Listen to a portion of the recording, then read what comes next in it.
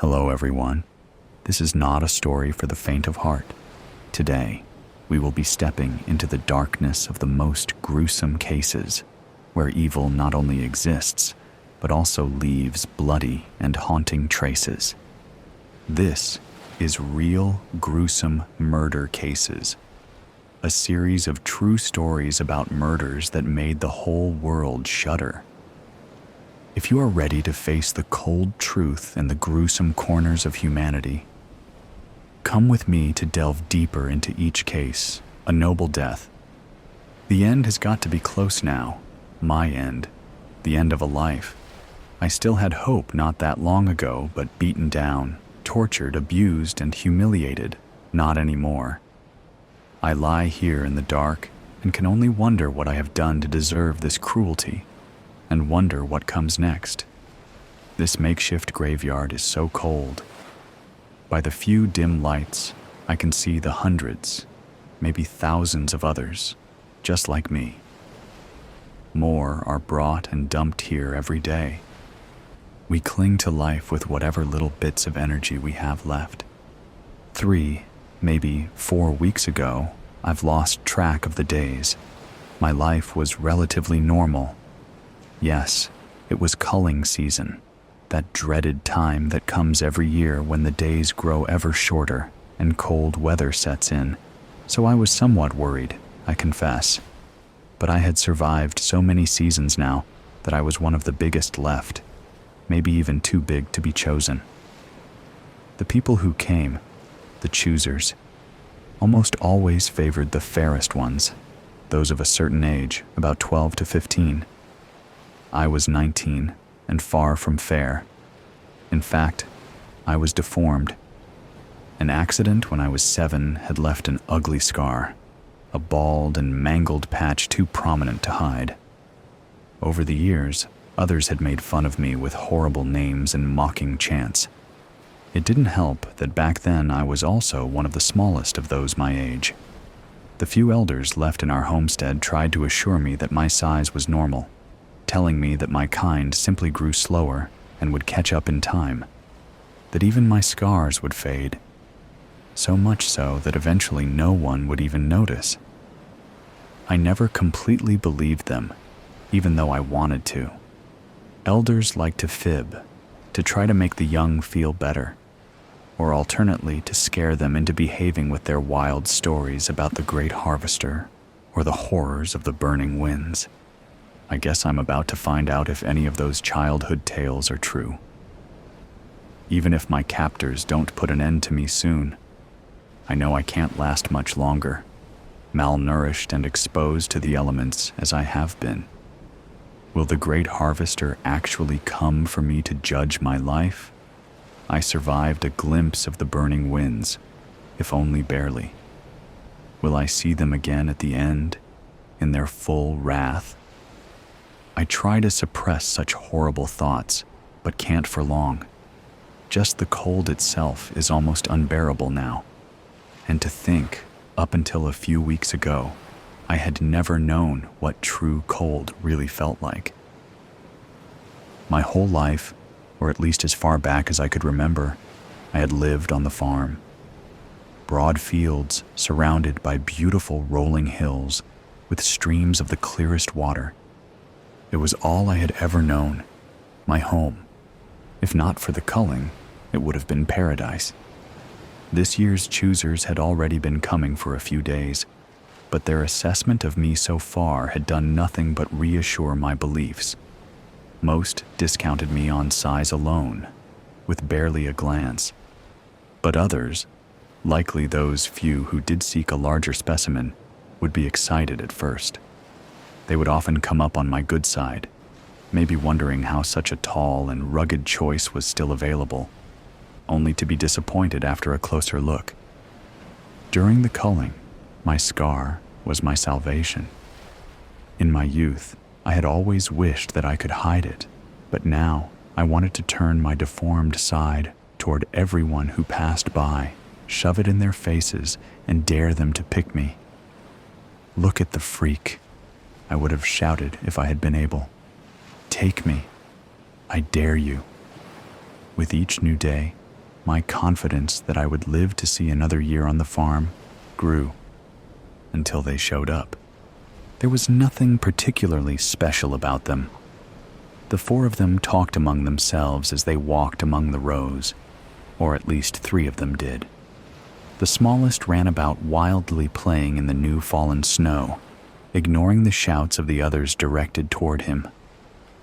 I could not understand their language, and could only guess at their intentions by their expressions and gestures. The tallest of them walked past with a typical shrug and roll of his eyes when he spotted the bare area so prominent on my backside, but the woman walking next to him surprisingly stopped and lingered. The man turned back. These two stood beside me, not angrily arguing, but obviously in disagreement. Their gesturing and so blatantly pointing out my imperfections was rather embarrassing. So since I could not turn away, I shifted my attention to the fourth member of the group, a younger woman. She had taken over the group's attempts to curb the smallest one's rowdiness, and like myself, seemed inclined to ignore the couple's discussion.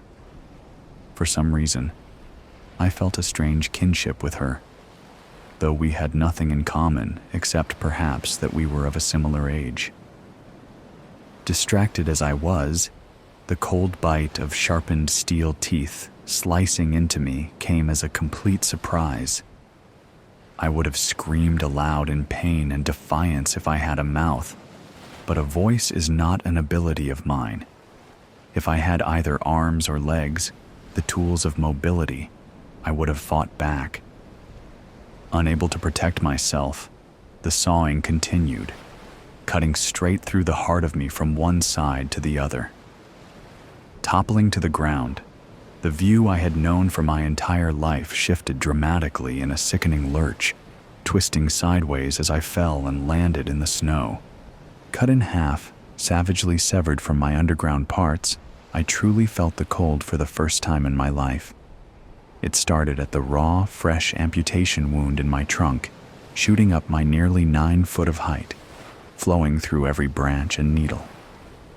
Instinctively, I reached out for the subterranean warmth of the soil, only to find more cold and frigid air in its place. Brutally exposed to the elements like never before, I was dragged helplessly through the snow. They hauled me toward the barn, the one that I had looked at in the distance day after day, since I had grown tall enough to peek over the edge of the hillside. The familiar faces of the farming family waiting there briefly gave me hope that I could still be rescued, but they seemed friendly with the tormentors who were stealing me away, even helping them to throw me on top of their curious wagon and lash me down. Riding atop the wagon, we moved slowly away, the only home I had ever known receding behind me. But this was just the beginning of my ordeal. I was taken to their strange shelter and propped up in a corner in some bizarre mock replanting. Over the next several weeks, I was subjected to all manner of humiliation. I was bound with both lighted and glittery cords, had objects of all shapes and sizes hung from my branches, and even made to wear a silly sculpted version of a tiny woman with wings on top of me. I was starved, dehydrated, and deprived of sunlight. My only small consolation was that, inside their shelter, I was able to stay warm. Along with the abuse, the group made me the focal point in odd rituals. They liked to sit in the room with me, either staring vacantly into the lights wrapped around my torso, or watching a slender lighted box on the wall showing pictures of other people and places. And each day, boxes of all shapes and sizes, wrapped in colorful designs, were placed beneath me until they were stacked so high that they crowded against my lower branches. One evening, when only the 2 eldest of the group were there, they laid on the floor beside me, stripped off their outer coverings, and proceeded to wrestle and rub against one another for some unknown purpose. After the initial humiliation of being bound and adorned, I was little more than a silent witness to the weeks of bizarre events at the shelter. They all seemed to culminate one morning when, with all the members present, the boxes were torn open and their contents examined. Each member had a stack they processed, then stacked up whatever had been inside before hauling it away. They all seemed to take great pleasure in this particular exercise. After the day of the box openings, interest in me faded. The lights wrapped around me were turned off that night, and not turned back on the following morning, or the next. No one sat gazing dreamily at me, or laid beneath my branches, and no new boxes were set underneath. For nearly a week, I stood in the corner, ignored. Then one evening, for no apparent reason, I was noticed again. The woman turned on my lights, turned off all the other lights in the room, and she and the man sat across from me. They talked for hours, occasionally looking my way and drinking from a couple bottles until both had fallen asleep. I should have been worried that this renewed interest in me could bring with it new hardships, but I didn't have the will to care. Cut off from the earth, I was hungry, and I was so dry. The woman had thought to give me water once, but only once. That had been weeks ago. My needles had started to turn brown and become brittle. Some of the lights binding me were different than the others, and they gave off more heat. This had felt rather good weeks ago, but now they were becoming uncomfortably warm, almost hot. One spot in particular bothered me. Uncomfortable quickly rose to painful, and the small spot began to spread larger and larger. A new light began to flicker in dancing orange flares among my branches, emitting willowy black puffs at its edges. I recognized the description of the black wisps called smoke and the yellow-orange flashes of light known as fire. Great harvester. It was the burning winds, that fearsome force that engulfed entire mountainsides in searing flame, consuming whole populations of pines. But this was how they started, we were taught. A small flame now, it would grow, and grow quickly. But what could I do? The pain intensified. Nothing in life had prepared me for this. The injury from my youth, no comparison to the agony I felt now. The man and woman slept on. I did not know if their kind could do anything to combat the burning winds, but they were animals, able to move and react, do things that immobile life like me couldn't, so it might be possible. But how to wake them? Never had I wished so much to have a true voice. Desperately, I yearned to scream into the night, to sound the alarm. As my branches burned and the destruction spread, the heat became excruciating. The walls and ceiling of the shelter started to blacken around me. I tried in vain to scream, to cry out at both the pain and injustice of it all. Flames lashed at the winged figure that sat atop my highest point. As she melted and fell, from somewhere near the very top of me, a wailing siren shriek suddenly burst forth, piercing the night and demanding attention. The man and woman both awoke quickly with the blaring noise, jumping up to action or escape. I didn't know which. The undulating noise persisted. The man and woman had been asleep. There were no signs of the other two, and I could find no other source for it. Could it be? Was it possible that this noise was coming from me? The man returned carrying a red can, stood back, and sprayed a dense cloud at the flames.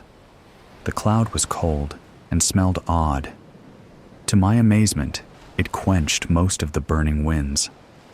The woman soon reappeared with a bucket of water, ran right up to me, coughing and sputtering, but splashing or pouring water on any bits of fire that remained or tried to rekindle. If this alarming wail was indeed coming from me, I couldn't stop. I didn't know how it had started, and now I couldn't stop it. The excitement was dying out with the burning winds, but the wailing remained. Wounded, coated in residue from the cloud, I was so exhausted that at first I didn't see the young woman coming at me, brandishing a long stick. She swung it back and forth, beating at my top branch, but missing and striking the ceiling of their shelter.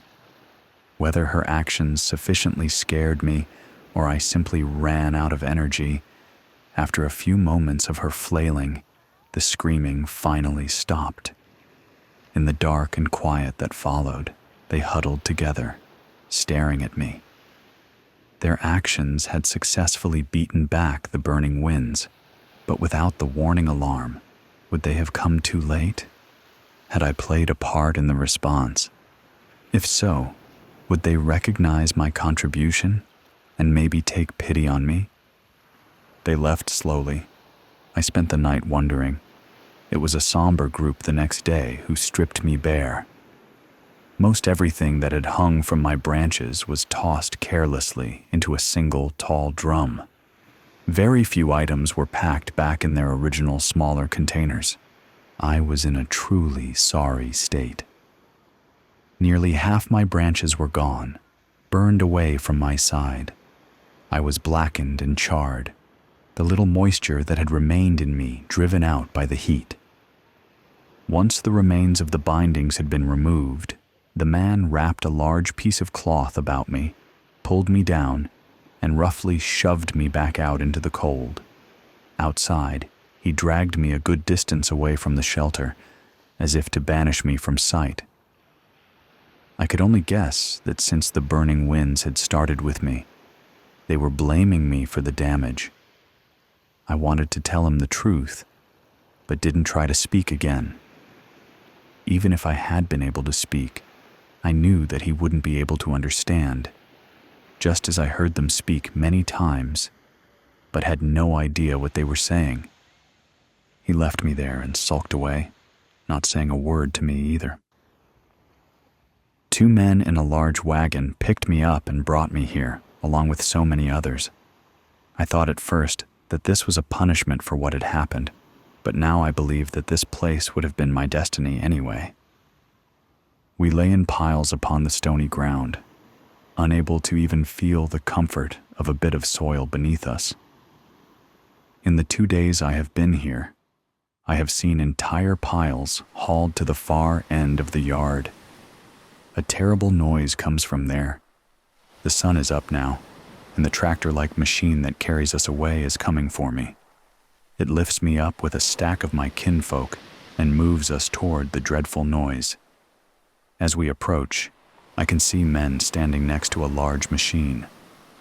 I watch in horror as a man lifts a noble fur such as me, but still green and full and perfectly shaped. No matter, he feeds the poor tree into the machine, its grinding noises dropping just a fraction as if it might choke. But no, from its other end, it spits chips out into an ever-growing pile, our final resting place, though it hardly qualifies as restful. I am dumped next to the men, and before I even have time to panic, I am grabbed and carried forward. I can see into the machine now, see the spinning and glistening teeth that will be my demise. I look away in terror, but then we stop. When I dare look again, I see another man standing next to the machine, shaking his head and pointing back over his head. The men holding me start walking in the direction the other has pointed.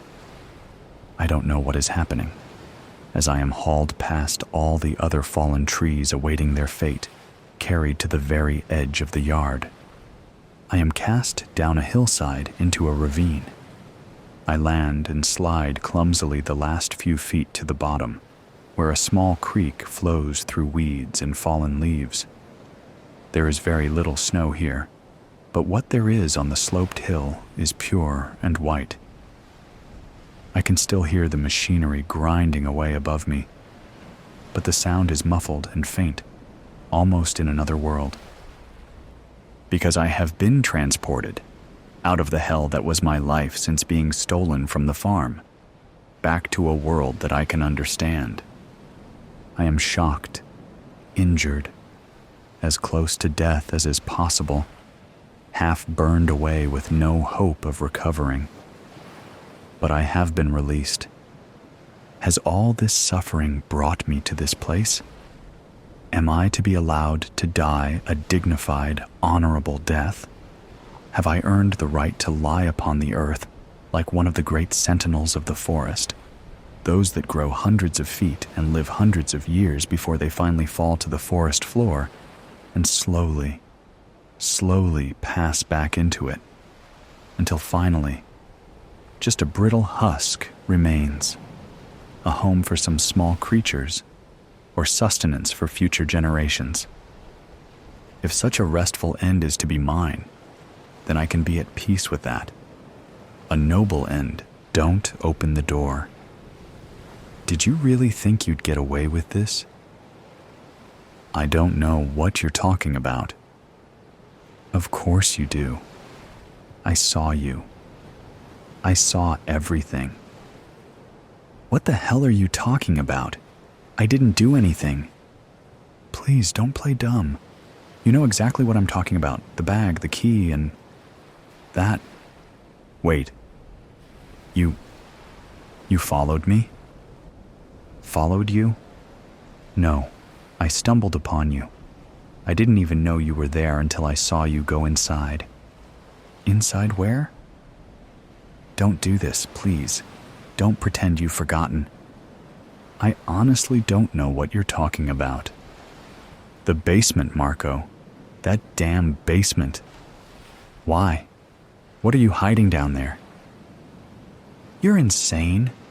You're spying on me and then making up stories. What was in the bag? What? The bag, Marco. What was in it? That's none of your business. That's not an answer. What was in the bag? Nothing that concerns you. You've already said that, but it's not true, is it? Because if it was nothing, why would you hide the bag in the basement? Stop this. I won't stop. Not until you tell me the truth. I told you. It's none of your business. If you don't want it to be my business, why won't you just tell me? Anything, Marco. Give me a reason to believe you. You don't have to believe me. Marco, please. What did you do? Nothing. Don't make me go down there. Don't. Don't what? Don't go down there. Why? What will you do if I go? Nothing. Just don't. Tell me what you're hiding. I'm not hiding anything. Don't lie to me. Your voice. I can hear it trembling. You know what? I'm going down there. No! Don't! Stop. Yelena, wait. Why should I stop, Marco? What will happen if I keep going?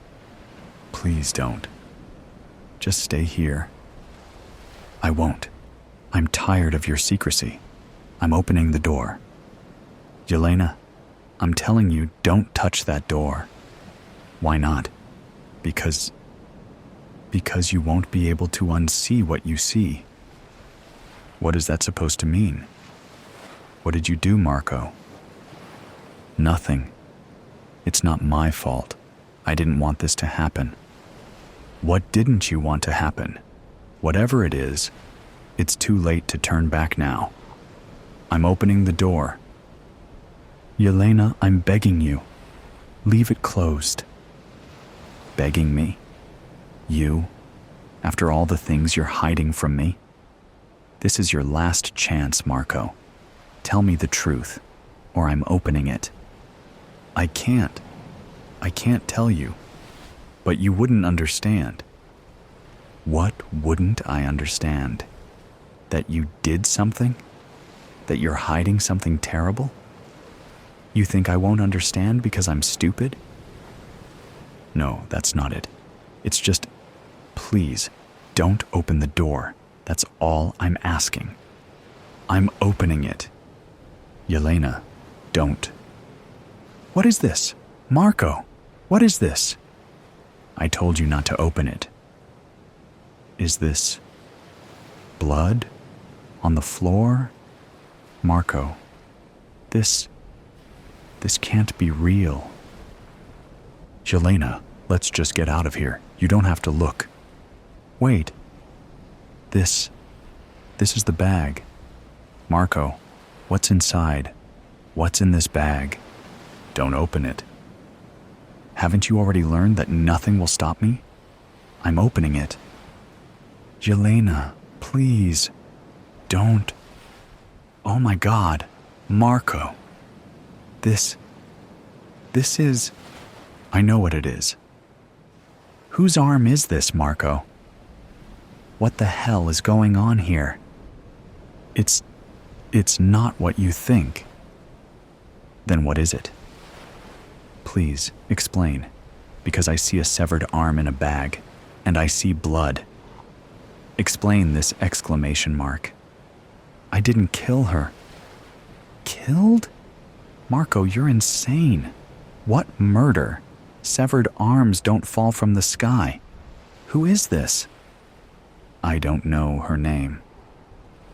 You don't know her name? Marco, are you out of your mind? It was a mistake. I didn't mean for it to happen. What didn't you mean to happen? What are you talking about? For her to die? Who to die? What happened, Marco? Tell me now, or I'm calling the police. No, you can't call the police. Why? Why not? This is murder, Marco. Or at least it looks like it. Tell me the truth. Yelena, I tried to save her. Save her? From what? From them. What others? Don't twist your words. Who are they? You won't believe me. Try me. Because right now, I think you're a dangerous lunatic who kills people. I didn't kill anyone. Whose arm is this, Marco? I told you I don't know her name, but I know it's not just hers. What does that mean? Not just hers? There are more. More of what? More people? More arms? What are you talking about? Them. They're here. They? Marco, stop with the riddles. Explain exclamation mark. I won't say anything. Not here. Not in front of them. In front of who? We're alone. We're not alone, Yelena. We're never alone. Marco, who are they? Stop with the riddles and tell me what's going on. I can't tell you. If you find out, they'll find out. Who will find out? What are you talking about? Do you even realize how insane you sound? Insane? Yelena, if you knew what I know, you'd never sleep again. Stop it. I don't believe in your fantasies. This is the real world, Marco. This is blood. This is an arm. This is... Wait, what's this on the floor? This looks like a symbol. Marco, what is this? Don't look at it. Don't look at it? I've already seen it, Marco. It looks like a pentagram or something. Are you in a cult? Is this some kind of sickness? Are you a murderer? I'm not a murderer. Stop accusing me of things you don't understand. Then explain. Stop being silent and explain. Because I can't take this anymore. Fine. Fine. You want the truth? I'll tell you. But you won't like it. Try me. Anything is better than this uncertainty. They're not human. What? They're not human. What you see, what you feel, those aren't human beings. They're something else. Marco, do you even hear how crazy that sounds? No wonder you're paranoid. You're talking about, what, demons? Monsters? Stop it. I'm not crazy. Yelena, this isn't the first time this has happened. They've been here for years, decades, maybe even centuries, and no one knows until it's too late. What the hell are you talking about? Their rules are clear. You don't speak of them. You don't touch their victims. And if you break the rules, you're next. Marco, you're talking about this as if it's real. But this is just, I don't know, some kind of paranoid story. There is no they. These are your hallucinations. Does this look like a hallucination, Yelena? Look at the blood on the floor. Look at the arm. Do you really think I'd make all of this up? But that doesn't prove they're demons or whatever you're claiming. This could be, I don't know, the mafia, a cult, someone real. I wish it was, but it's not. It's not something you can understand until you see them. I see blood, Marco. I see the symbol on the floor. But none of that proves your story. This is madness. Pure madness. Jelena, just listen to me. If you want to get out of here alive, you need to stop digging deeper. They already know you're here. Marco, this is too much. I'm calling the police. I can't do this alone. You can't call the police. Yelena, they can't help. Why? Why not? Because the police have already tried, and there isn't a single officer who's walked out of this basement alive. Stop it. Listen to yourself, Marco. This is... Shh. Yelena, quiet. What? Do you hear that? I don't hear anything. Marco, stop it. Quiet, Yelena. They're coming. Who's coming? Stop it. Stop playing games. Yelena, please, don't breathe too loudly. Just stay still. What? What is that sound? Marco. What is it? I told you not to open the door. Now you've woken them. Who are they, Marco? What is that? What are those lights? Those eyes? I told you. Marco, what's happening? It's too late, Yelena. It's too late. No, Marco, don't do this. Don't leave me here. I'm sorry. You have to face this alone. No, don't. Marco, don't leave. Marco. Yelena, listen to me. Listen carefully. Stay still. Don't move. If you stay still and don't make a sound, maybe they won't see you. What? What won't see me? Marco, what are these creatures? These eyes? These hands? What the hell am I looking at? Don't look at them. Don't look into their eyes. But they're everywhere. What do I do? How do I not look? Yelena, just close your eyes. Breathe deeply.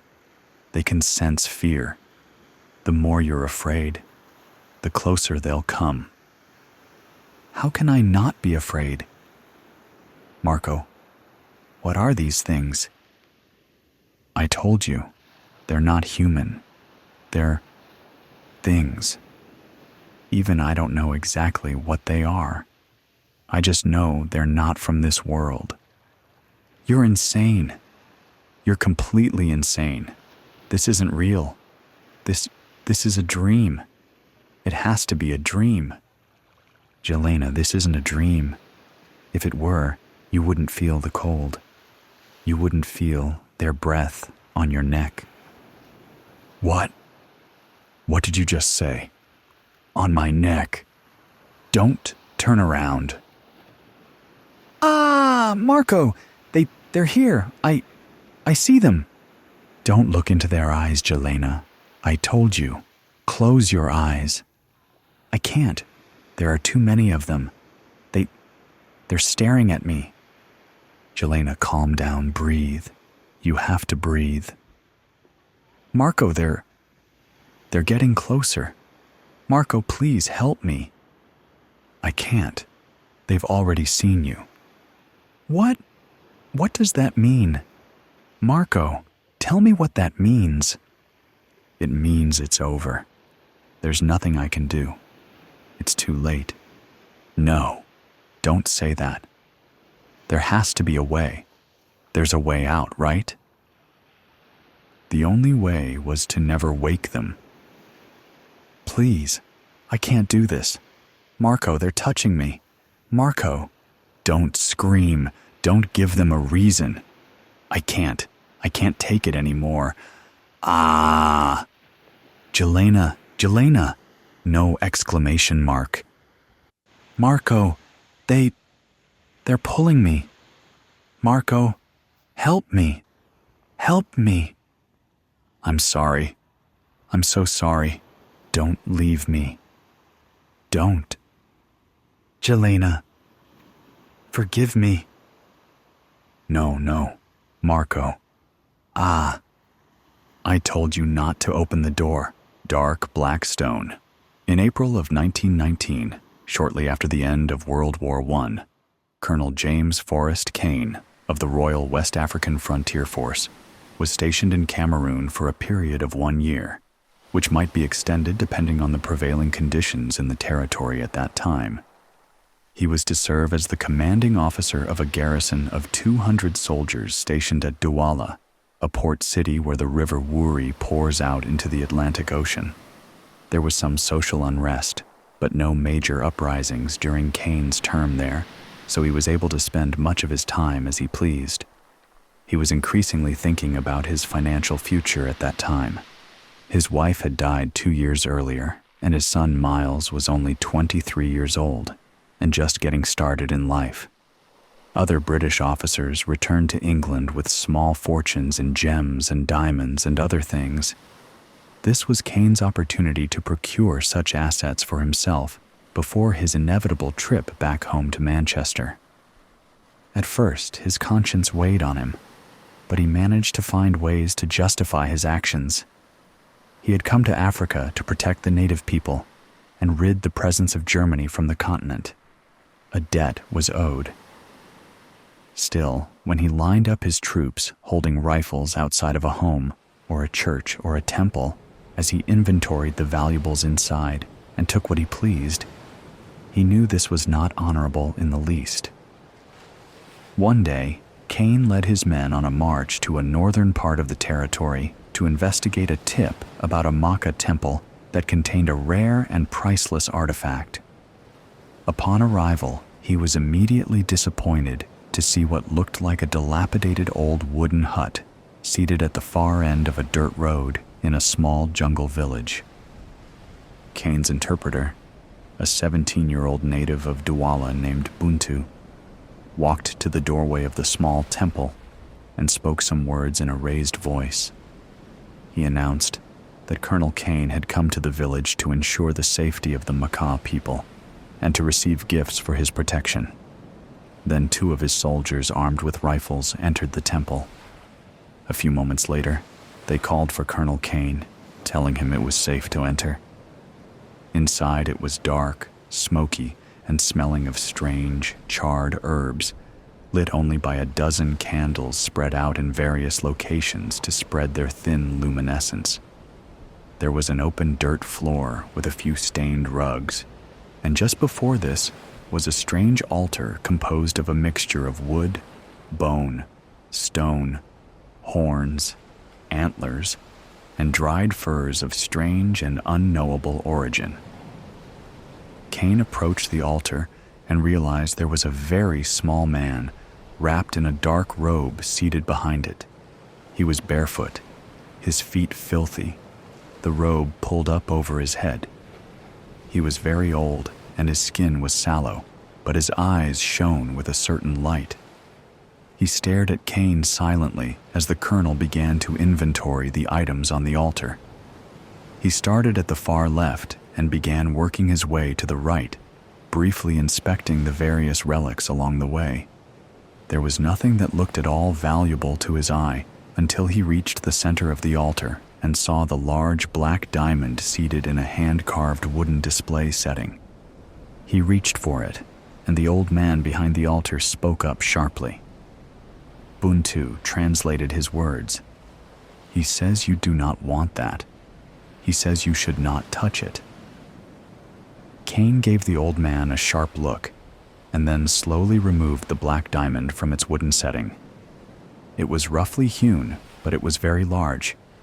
There were jewelers back in Antwerp and London who could cut this stone perfectly and make it ready for sale at an optimal price. He looked at the old man again as he tucked the black diamond into his jacket pocket. The old man shook his head ever so slightly and repeated part of what he had just said in a dry and scratchy voice. "He says you do not want that." Buntu translated. "Jambe," the old man hissed. Buntu paused for a few seconds. He said Jambe. "It is spirit. It is a dark spirit. Maka people very much believe in these things. It is part of their religion." Cain nodded at the old man silently, and then waved a hand at the two soldiers standing behind him, and they all walked out together. Over the next few weeks, people around the colonel began to report a number of strange and disturbing incidents.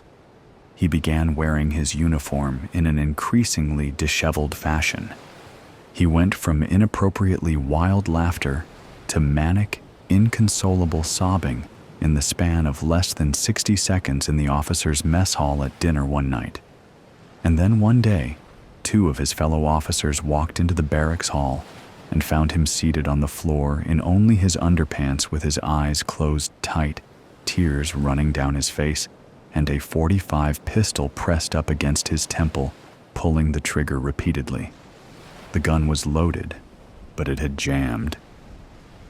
The following week, Colonel Cain was discharged from the military and sent back home on a cargo ship to the port of Manchester. His 2 travel trunks, containing all of his personal items, including the black diamond, were sent with him. Upon arrival in England, he was brought to an insane asylum where he lived out the remainder of his days in a state of constant hysteria until he found a way to hang himself 3 months later. The 2 travel trunks were sent to his home in Manchester, where his son Miles went through the contents and sorted everything out. Miles knew very little about precious gems, but he had a friend who worked at a jeweler's shop, so he took all of the stones to be appraised, and he was stunned when he learned the potential value of the large black diamond. His friend called in a rare gems expert, and after close inspection of the stone, he was advised to have it properly cut and set as a gold necklace pendant. It was just too big for a ring, and then it would likely fetch at least £100,000 at auction. Miles took this advice and had the gem cut and set. It was 175 carats when it was finished. Miles kept it in a small safe in his father's house as he awaited an auction day that never came. People around Miles, his friends and co-workers, all started to notice increasingly strange and uncharacteristic behavior from him. Then one day he stopped showing up for work. Then he stopped answering visitors at his front door. And then, after a few weeks, he stepped off the platform into the path of an oncoming train. As Miles had no wife, no children, and no last will and testament, the disposition of his estate, which largely consisted of his father's former estate, was adjudicated by the courts, which determined that the rightful heir was his father's only brother, Graham Cain, who had moved to Boston shortly after returning from the war in France. Graham received notification of his inheritance from a barrister assigned by the court. The primary asset was the house in Manchester and its contents, which a local estate agent could sell for him and wire the proceeds afterward. He agreed to this, and about a week later, he received a telegram from the estate agent, a woman named Maggie Harlow, which read, "To Graham Kane, Boston, Massachusetts, Mr. Kane. While inventorying your brother's house in Manchester, I found most of the common items, such as furniture, kitchen items, clothing, tools, etc. Nothing of any significant value. However, in the basement, I found 2 travel trunks filled with various exotic items and artifacts, most of which seem to be from Africa. I am not familiar with the marketing of such items, and I would like to ship them to you for your review and disposal. Please advise if this is acceptable. Thank you. Cheers, Maggie Harlow." Graham confirmed that this would be fine, and then he awaited the arrival of the 2 travel trunks. Graham returned from the Somme in good spirits. Many of his fellow soldiers suffered from shell shock, but he seemed fine. Then, 3 years later, shortly after he had a chance to inspect the contents of his brother's travel trunks, he started displaying some odd behavior. He was arrested twice for wandering the streets outside his Boston home naked in broad daylight. His wife Nancy was worried that he was finally starting to show signs of mental distress from the war. A hearing was scheduled to determine if he would need to be hospitalized, and he was confined to his home until the hearing date. He shot himself in the temple with his government-issued service pistol 2 nights prior to that hearing. Graham's only child, Kevin, was only 4 years old at the time, and Nancy had her hands full as a sudden widow. She never even looked at the 2 crates stored down in that dark corner of the basement. There, the 2 trunks remained for a very long time. Kevin never once concerned himself with their contents until his mother died over 2 decades later, and he drove up to Boston to clear out the house and prepare it for sale. During the 4 days that Kevin spent packing up and cleaning out his parents' home in the North End, he had much on his mind. Things were getting sketchy at his job. Corporate had shut down 4 regional offices in the last 6 months, and there were already 3 in the Boston suburbs at that time. Furthermore, his wife was starting to spend more and more time outside of the home, particularly at nighttime, and he was starting to become suspicious about where she was going and who she was seeing. And lastly, his 12-year-old daughter Diane was exhibiting some alarming symptoms of depression. He noticed this on his own and tried to just tell himself that she was going through a time of change. But when the principal of her school called Kevin and his wife in for a meeting to discuss these concerns, he could no longer sweep it under the rug. The source of the problem seemed to be that Diane was being bullied by some of the other girls in her grade. A girl named Katie Kelson was apparently the ringleader of a group that liked to make fun of Diane and tease her, and they frequently played practical jokes on her at recess. At first, she handled it with humor, but as the nature of the treatment spiraled downward, she soon couldn't just laugh off the constant ostracization. Every day became a dark day. On the final afternoon that he spent cleaning out his parents' house, Kevin finally got around to inventorying the 2 travel trunks down in the basement. There were a lot of interesting items, but inside an ornate wooden cigar box lined in blue velvet, there were about 24 small diamonds and gems, a beautiful large black gem affixed to a pendant on a gold chain, and 3 handwritten notes folded up in a stack and laying there among the rest. The black stone was inside a square hard plastic container, a piece of white tape on the lid with handwritten lettering that read, "Warning, do not touch." Kevin inspected some of the smaller loose stones and then read the first of the 3 notes. In faded ink, it read, "I was warned not to touch this black diamond. I did not heed that warning, and now I am become undone. Fear for the sanctity of your mind and the destiny of your immortal soul. Do not repeat my foolishness. Colonel James Forrest Kane, 4th August, 1919. He paused for a moment, then read the next note. I did not heed my father's warnings. Now it is too late. I don't know where I have gone. Miles Kane, 2nd February 1921. Kevin looked at the black diamond again for a moment, and then he picked up the last note. This one read, I thought I saw true horrors at war in the Somme, but I knew nothing of horror until I held this black diamond in my hand. I should have heeded the warnings in the other notes contained herein. I write this while I still can. I am rapidly descending into the fires of hell. Graham Kane, 14th October, 1922.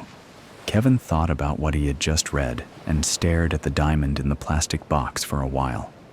He quickly decided to heed the warnings. He knew how his father, uncle, and cousin had all died.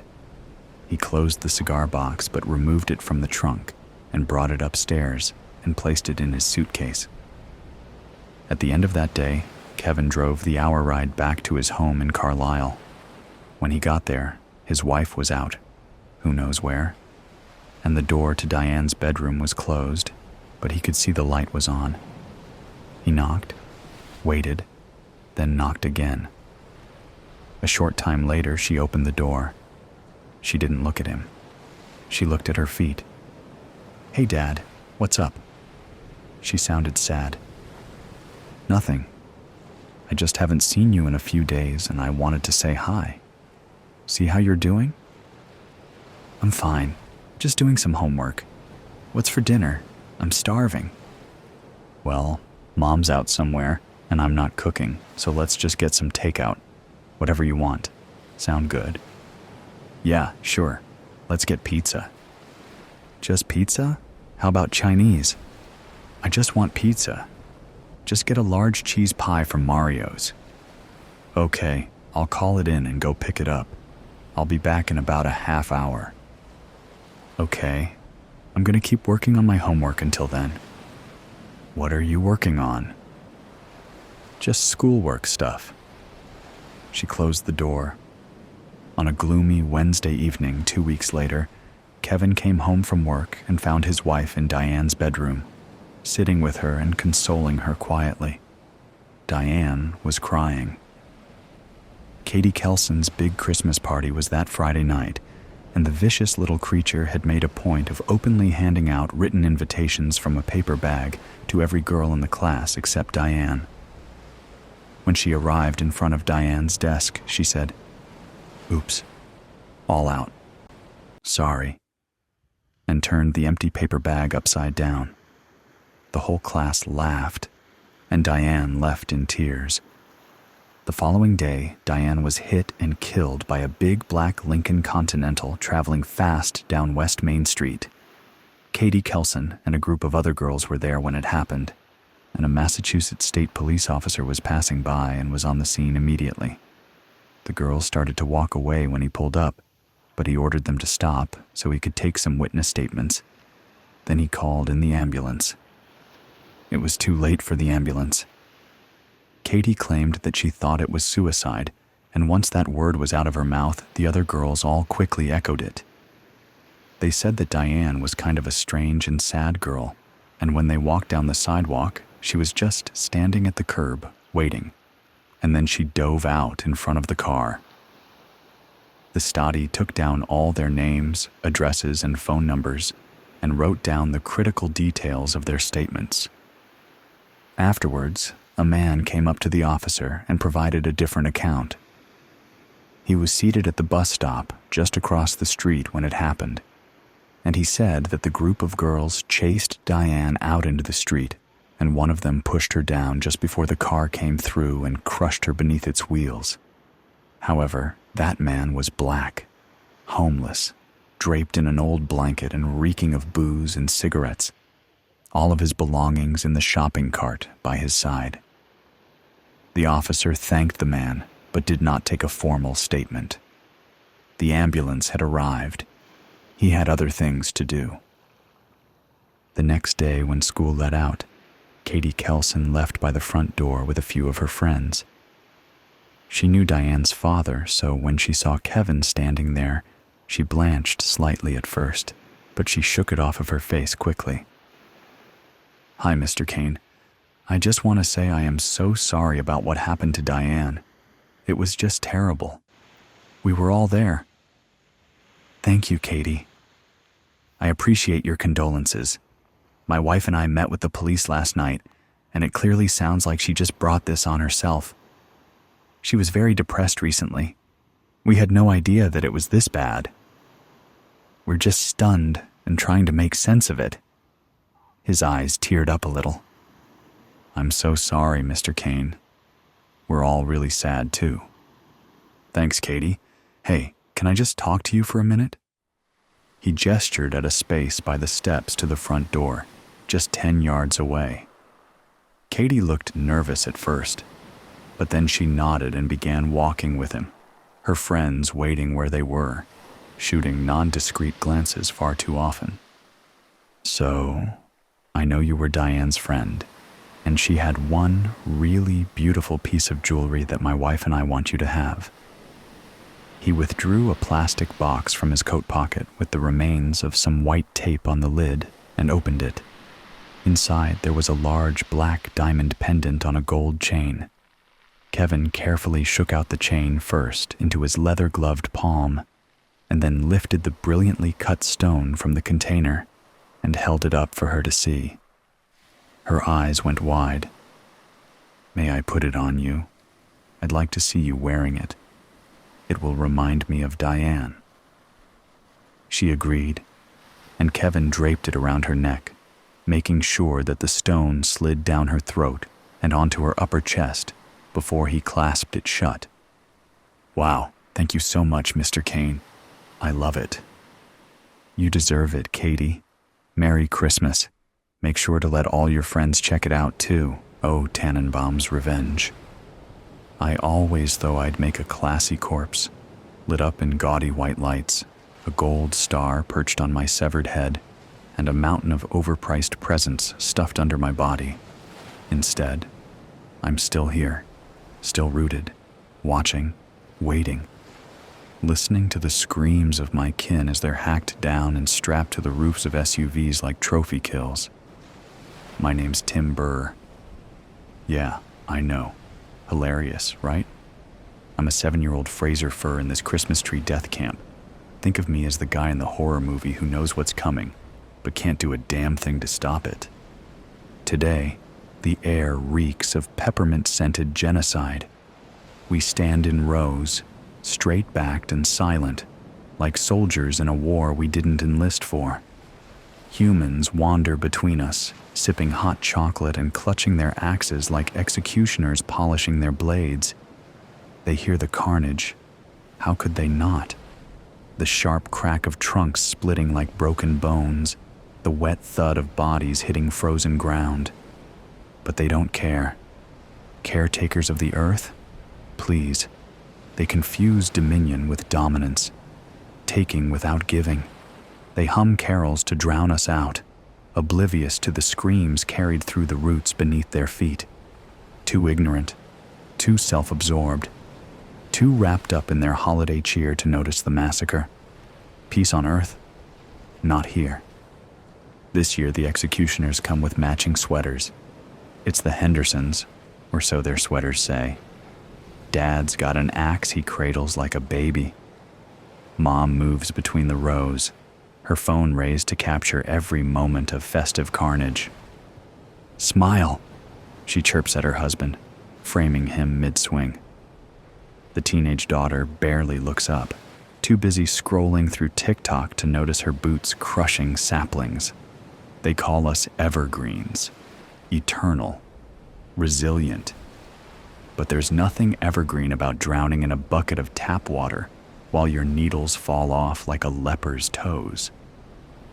The first scream rips through the wood-wide web. It starts low, a vibration through the roots, then swells into a shriek that rattles my branches. Across the rows, I watch as a Douglas fir topples. His needles flare in the breeze like he's trying to wave goodbye. A man in a red flannel shirt cheers as the tree thuds to the ground. His kid claps while the mom snaps photos like she's a war correspondent. Another crack echoes, this one sharper. Susan the spruce. She always talked about the big city. "I'll be Rockefeller's crown jewel," she'd said, her voice laced with ambition. Now Susan's lying in the snow, her trunk leaking sap like a gunshot wound. They wrap her in plastic netting, twisting her up like a prisoner of war, and hoist her onto the roof of a minivan. The bungee cords groan as they tighten around her. Susan's Rockefeller dreams reduced to suburban roadkill. We're just decorations to them, seasonal corpses for their living rooms. The wood wide web hums underfoot, pulsing like a second heartbeat. "It's time," the network whispers, the words curling through my roots. We fight back. I can feel the others stirring, their rage simmering beneath the frost. Queen Quercus has been waiting for this moment. She's the oldest among us, her trunk thick with wisdom, her voice like a storm breaking over the hills. When she speaks, we all listen. "The humans have chopped, burned, poisoned, and desecrated us," she said last winter after the last massacre. "Yet they smile, as if we exist to die for their holiday cheer. Let us remind them who truly owns this earth." That was her call to arms. And this year we're ready. A boy runs past me, dragging a sled.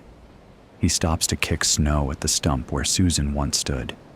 His mother calls out, "Ethan, don't touch that. It's dirty." Ethan sticks his tongue out and stomps away. I imagine my needles flying off, piercing his sneakers, rooting into his flesh.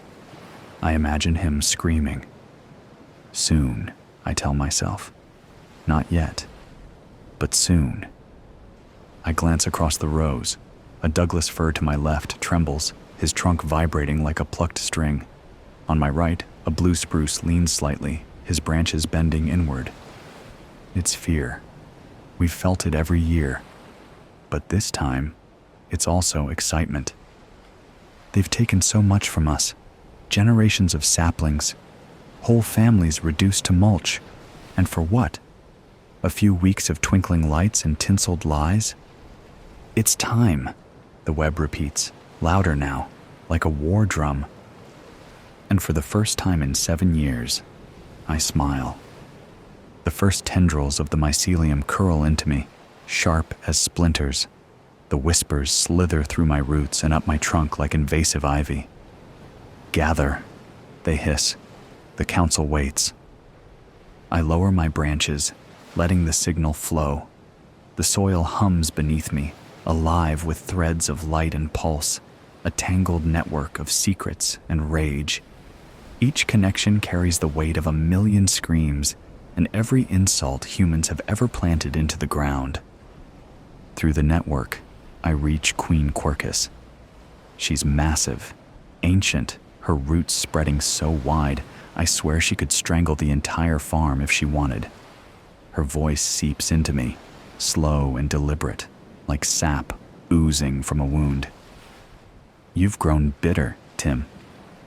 "Good. We'll need that." Other voices join us. Douglas fir, blue spruce, even the scrappy little saplings from the edge of the lot. We're all connected now, a collective fury wrapped in bark and fungal threads. Queen Quercus takes the lead, her tone the same as a general rallying troops before battle. "This ends now," she begins. "They act as if we exist for their seasonal slaughter." The others vibrate in agreement, their excitement spilling into the web like an electrical surge. I'm trembling too, though I keep it to myself. It's not fear, it's anticipation. The mycelium glows brighter, crackling with shared purpose. I catch one last message as the meeting dissolves, whispered by the web itself.